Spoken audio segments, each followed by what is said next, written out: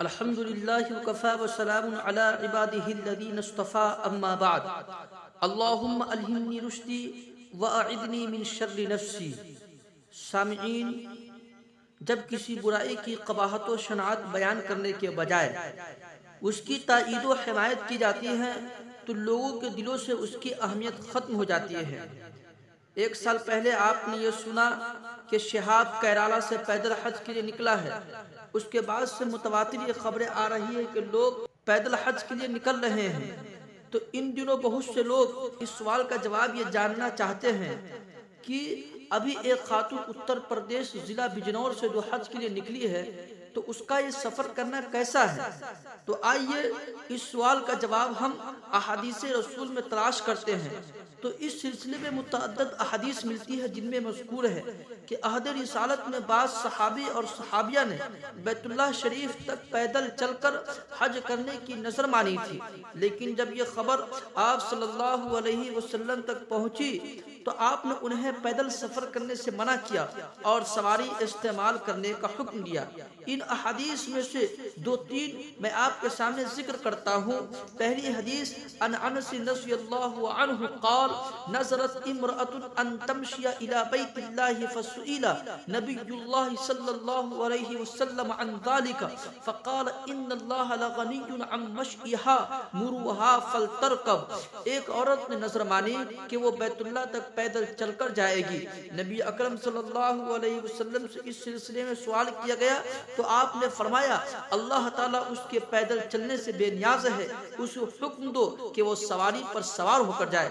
دوسری حدیث مر النبی صلی اللہ علیہ وسلم بشیخ کبیر یتحادى بین ابنیہ فقال ما بال هذا قالوا یا رسول اللہ نذر ان یمشی قال ان اللہ لغنی عن تعذیب هذا نفسه قال فامره ان يركب. نبی اکرم صلی اللہ علیہ وسلم ایک بوڑھے کے قریب سے گزرے جو اپنے دو بیٹوں کے سہارے چل رہا تھا. آپ نے پوچھا کیا معاملہ ہے ان کا؟ لوگوں نے کہا اللہ کے رسول انہوں نے پیدل چلنے کی نظر مانی ہے. آپ نے فرمایا اللہ عز و جل اس کے اپنی جان کو عذاب دینے سے بے نیاز ہے. پھر آپ نے اس کو سوار ہونے کا حکم دیا. تیسری حدیث بھی سنتے جائیے. انہ قال للنبی صلی اللہ علیہ وسلم ان اختی نظرت ان تمشی الى البیت فقال ان اللہ لا يسمع بمشی اختک الى البیت شیئا. انہوں نے نبی اکرم صلی اللہ علیہ وسلم سے کہا میری بہن نے بیت اللہ پیدل جانے کی نظر مانی ہے. تو رسول اللہ صلی اللہ علیہ وسلم نے فرمایا تمہاری بہن کے پیدل بیت اللہ جانے کا کوئی ثواب نہ دے گا. مذکورہ بالا مسئلہ کو سمجھنے کے لیے یہ تین احادیث ہی میں کافی سمجھتا ہوں. ان احادیث کی روشنی میں ہمیں سب سے پہلے اور اہم ترین بات یہ معلوم ہوتی ہے کہ سواری اور سہولت ہوتے ہوئے کسی کو دور دراز مقامات سے بیت اللہ کا پیدل سفر نہیں کرنا چاہیے. اگر کوئی ایسا کرتا ہے تو وہ رسول کے حکم کی خلاف ورزی کرتا ہے. دوسری بات یہ ہے کہ جو لوگ یہ سمجھتے ہیں کہ بیت اللہ کا پیدل سفر کرنا عبادت ہے اور اس پر زیادہ اجر ملتا ہے تو انہیں معلوم ہونا چاہیے کہ یہ خیال غلط ہے اور اللہ تعالیٰ اس عمل سے بے نیاز ہے. تیسری بات یہ ہے کہ سواری ہوتے ہوئے بیت اللہ کا پیدل سفر کرنا جسم کو تکلیف و مشقت میں ڈالنا ہے جس سے اسلام نے ہمیں منع کیا ہے اور اللہ ایسے تکلیف والے عمل سے بے نیاز ہے. چوتھی بات یہ ہے کہ بیت اللہ کا مشقت بھرا پیدل سفر خصوصاً اس زمانے میں انسان اس لیے کرتا ہے کہ اس سے حج کا زیادہ ثواب ملے اور بعض تو شہرت کے لیے بھی کرتے ہیں، جبکہ ہمیں رسول اللہ صلی اللہ علیہ وسلم نے خبر دے دی ایسا کرنے میں کوئی ثواب نہیں ملے گا. مقصد اگر شہرت ہو تو پھر یہ حج وبال جان بھی بن سکتا ہے. نعوذ باللہ من ذالک. جب آج سفر کے لیے سہولت موجود ہے اور ہم دنیاوی ہر کام کاج کے لیے اس سہولت سے فائدہ اٹھاتے ہیں، ہمارا حال یہ ہے کہ معمولی سی معمولی دوری گاڑی کے ذریعے طے کرتے ہیں، پھر حج کے لیے تکلف اور تکلیف کیوں؟ یہ کافی اہم سوال ہے. شاید آپ یہ سمجھتے ہیں کہ بیت اللہ کا پیدل سفر کرنا اجر کا باعث ہے، جبکہ میں نے آپ کو اوپر بتلا دیا ہے کہ یہ عمل اجر کا باعث نہیں ہے. ہاں آپ پیدل حج کے مناسک انجام دیتے ہیں تو یہ باعث اجر ہے، اور سواری لیتے ہیں تو یہ بھی جائز ہے۔ اس بات کو حضرت نبی کریم صلی اللہ علیہ وسلم کی ایک حدیث سے بھی سمجھنے کی کوشش کیا جائے۔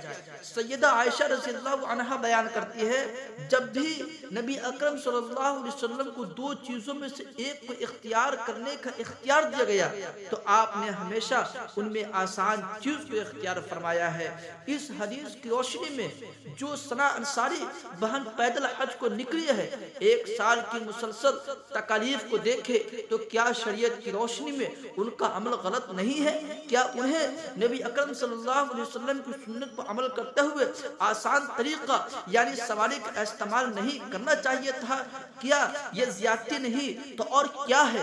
میری گزارش یہی ہے کہ جو اللہ اس کے رسول سے محبت کرتے ہیں اور جو اپنے حج کو حج مبرور بنانا چاہتا ہے، وہ آپ صلی اللہ علیہ وسلم کی طرح حج کا فریضہ انجام دے۔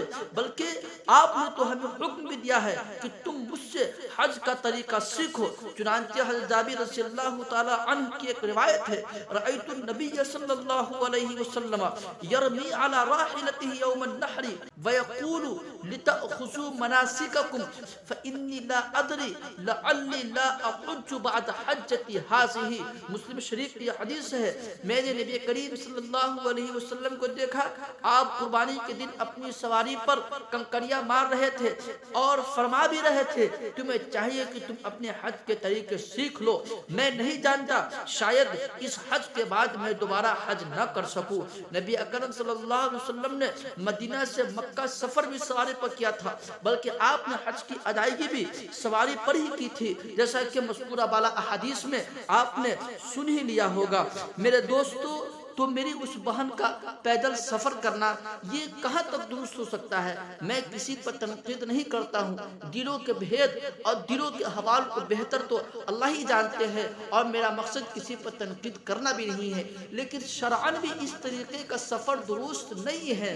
عبداللہ ابن عباس رضی اللہ تعالیٰ عنہ کی ایک حدیث ہے کہ نبی اکرم صلی اللہ علیہ وسلم نے فرمایا کہ کوئی عورت بغیر محرم شرعی یا اپنے شوہر کے علاوہ کے ساتھ سفر نہ کرے۔